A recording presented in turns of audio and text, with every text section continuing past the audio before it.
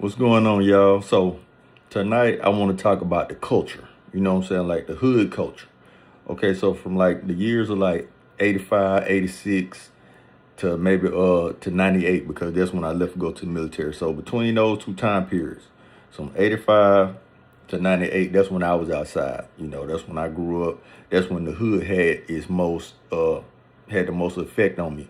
So if you was outside, you be outside fighting, we be playing sports, you know what I'm saying? The sports stuff, all that was cool, playing basketball, playing the sand lot, all that other stuff. But not having a way to like, you have beef, some kind of way we determine that to be a way to like get your ranking. You know what I'm saying? Like you see who you is in the hierarchy in the hood or whatever. Hold on, y'all, let me turn my little heat off. Okay, so that's how you get your little ranking right in the hood. So you be having to fight your friends, you be having to fight your cousins, you be having to fight little dudes from other neighborhoods. It always be something.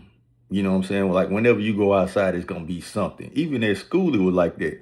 You from a different neighborhood, you know what I'm saying? That or if somebody got some beef with one of your cousins or something, you might get targeted. It might be on you. They might be looking at you to, what I'm saying, try to get some get back with you or whatever. And me, like, I didn't even know it at the time. I just thought that's how I was supposed to be because, that's what I was brought up in. But I ain't never been no fighting type person. Like, it don't appeal to me. I'm the type person, and like I said, I ain't noticed back then, but this is something I had to figure out, when I got older. Um, if if you think you got some beef with me, if I have not put my hands on any of your family members or I ain't did nothing grimy to you, like stole from you or whatever, just stuff like that. If I haven't did nothing to your family members or did something to like really offend you, now if you dislike me or whatever, you just gotta dislike me. I can't help it, and you can't be approaching me trying to, do something because you don't like me. But my thing is, if I haven't did nothing to you, you don't have no beef with me. You know what I'm saying? You just got to issue somewhere else. And I got to the point to where, when I got older, I say, I tell everybody, man, look, I ain't trying to go there with you. I ain't trying to fight you, none of that, just, what I'm saying, let's just piece this thing out. Let's talk it out like men. You know what I'm saying? Let's talk it out like intelligent people, like civilized people. Let's squash it, you know what I'm saying? Let's come up with a solution. And, we move forward from there. That way we don't, be out here giving and I'm gonna tell it like it is. We don't be giving the white man no opportunity to intervene, to get involved, and be trying to lock us up and fine us and all this other type of stuff. That don't make sense to me. We grown people. We could sit down. We could talk that thing out, and we could come to an agreement of some sort without going to get all these other third parties involved that, what I'm saying, they not in our culture. They ain't got nothing to do with the culture. So that's what I'm saying. We need to change that culture, man. All these videos online about the little girls out there fighting and stuff, and what I'm saying, that little pull up thing, they be going up to people's house, or all of them will meet somewhere like in the parking lot or in the park or something and just be out there fighting. Like we gotta address that, and it's up to the older people to talk the younger people out of that. Like we gotta steer them around these obstacles, because if you think about it, these the people who gonna be taking care. They gonna be stepping up into the roles. Like when you get older, they gonna be stepping up. So it's like if you ain't taught them conflict resolutions, how to talk this stuff out, y'all ain't gotta be out here fighting and doing all this stuff on camera or whatever, and then the police roll up and they get their hands on you. It's a whole bunch of extra stuff in your life that you ain't gotta put it in there. I mean, y'all might think it's fun, but it ain't fun, Like I said, you're gonna get older. Um, Life gonna look different to you. You're gonna have kids, and then y'all be thinking about, the kids be getting shot and all kind of other stuff. But you gotta look at the culture. If you perpetuate that culture and you pass it on to your children, then it's just gonna be what it's gonna be. It's just gonna keep going that way. So these gonna be the people that's gonna be stepping up, right? They're gonna be stepping up into the positions. They're gonna be taking care of when you get old. If you be in a nursing home, if you got a home health care aide or whatever, these gonna be the people that you done raised or you done influenced them in a certain way. And now you got to deal with their attitudes and the way that they think and the way that they move or whatever, because you helped raise them in some BS, right? All right. And y'all got to look at how we be separated by neighborhoods, how we doing all this, whether it's gang stuff or whether it's just this neighborhood versus that neighborhood. Y'all do realize that's Willie Lynch, right? Y'all do realize that that's what was, well, first of all, I want to say it was taught to us over here, or Willie Lynch, he taught the other slave owners that that whole doctrine or whatever, or having the slaves that stay in the valley against the ones that stay up on the hill, or having the ones that stay in the north be the ones against, be against the south, the young, the old, or whatever. He the one that taught them to the slave owners. But at the same time, we was beefing like that in Africa when it was tribe versus tribe, tribe versus tribe. Who else? It was a separation, right? You had different little kingdoms against different kingdoms or whatever. And if we was already like that by nature, if that was already in our culture, then all they did was magnify it. So that's what I'm saying. Like, you gotta address that, man. Like, it really gotta be addressed on the individual level. Like, it's just something that it got to change. You know what I'm saying? Like, I wonder why we be like that. And this the thing. Like, I be watching. You watch movies. You watch movies about the Italian, about the mafia, and who else? The Jewish mob, and you know what I'm saying, all these other cultures. Now, I'm not glorifying it, but they got principles. You know what I'm saying? It still end up the same way. They be out there doing crimes and killing and all kind of other stuff, but they got some kind of structure. You know what I'm saying? You look at us, we ain't really got no structure. And I'm not saying we need to organize in order to, get into no crime or nothing like that, because that's definitely not what I'm saying.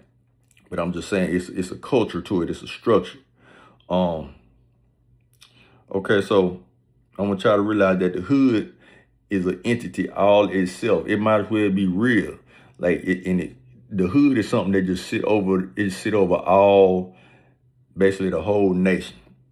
You might go from state to state, different places or whatever, but the hood is universal. And it's a culture. And it got to be addressed. And we got to try to change that.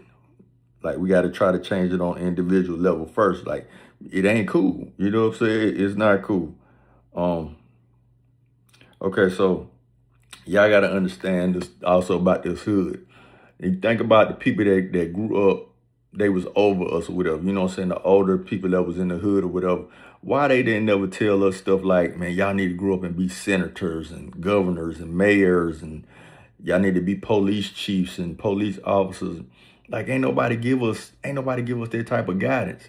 And it's crazy the way we didn't have that kind of guidance. It's like we got stuck in the positions that we not in no positions of leadership. And if you think about it, positions of leadership require responsibility. So if you got people that don't want to assume responsibility, if y'all just want to, if people want to sit back and just let the people that's in power right now, let them rule and let them control everything, and then they gonna make all kind of laws and stuff, and them laws ain't gonna be they not necessarily gonna be beneficial to you.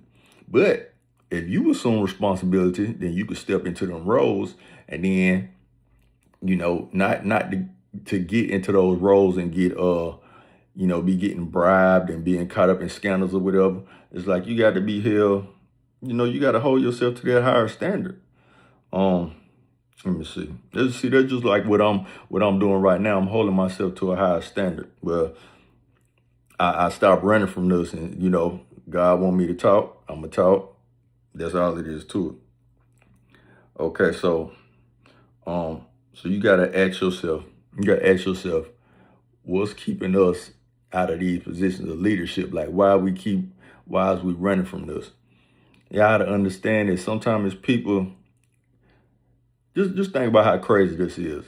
The world is like, it got billions and trillions of, these big numbers that these people come up with about, how much money is circulating and how much this costs and how much that costs. And you got people that think $1,000 is a lot of money. You think, but that's just like I said, it's the culture. Just think about it. It's people that's talking about how much billions this costs, and it's gonna take this to build build up these apartments of this neighborhood or this part of the country and all this other stuff. And you got some people over here that's got they talking about, man, $1,700-$1,800 for rent, man, that's too much.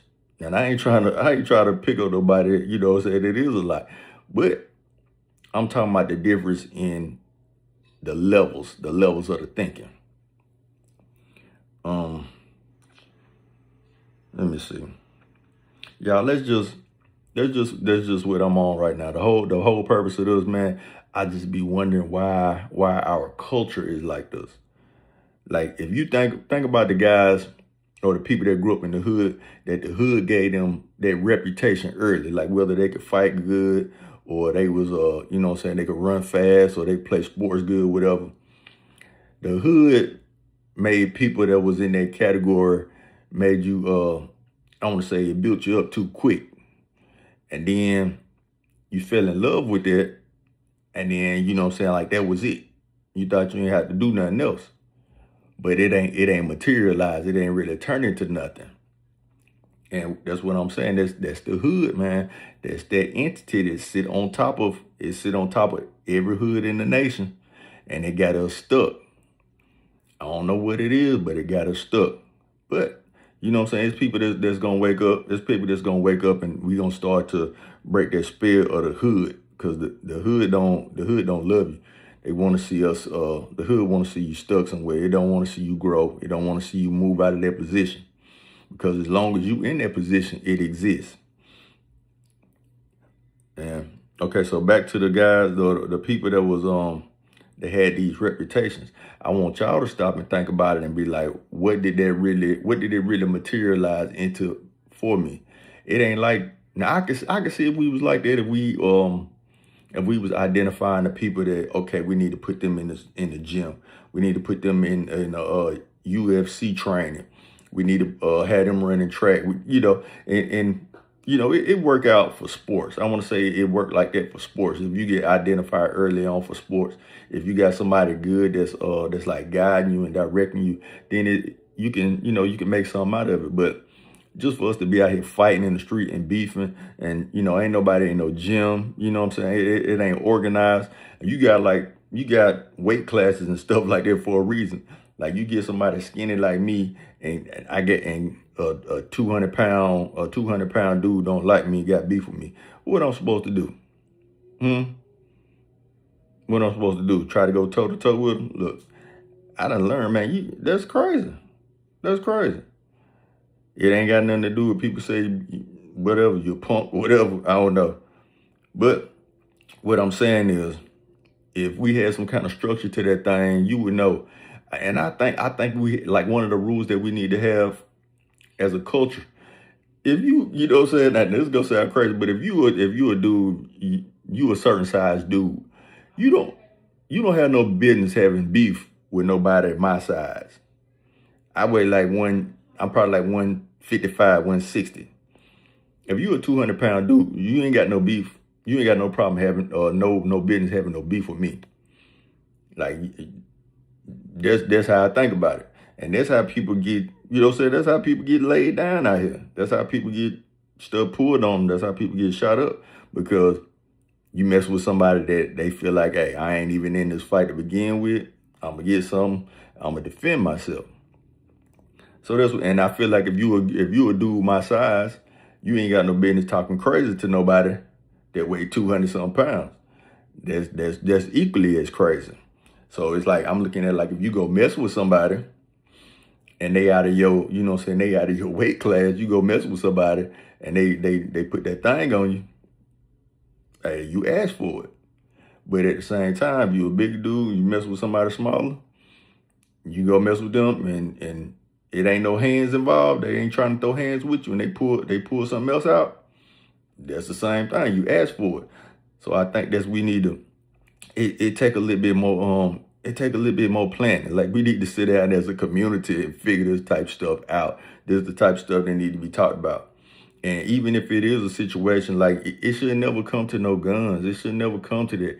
You got a problem with somebody, you know, we need to be set up to where we got elders. We got people that can mediate.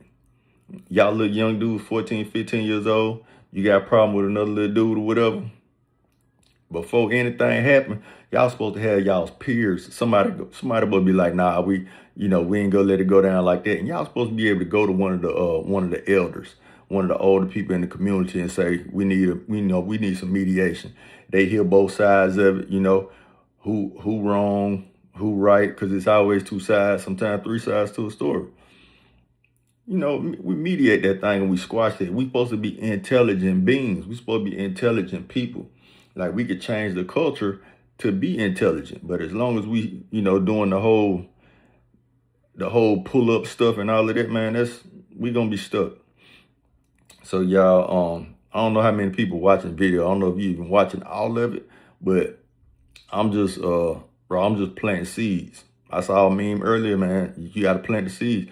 It ain't up to me to make nothing grow. I'm just planting seeds, man. I'm just talking about what God put on my heart to talk about, because I'm trying to lift us up. You know what I'm saying? I'm trying to change our culture. I'm trying to lift that fog of the hood that sit on top of all us, and just, just keep us down, keep us held back. So that's it, y'all. Y'all be good. Peace.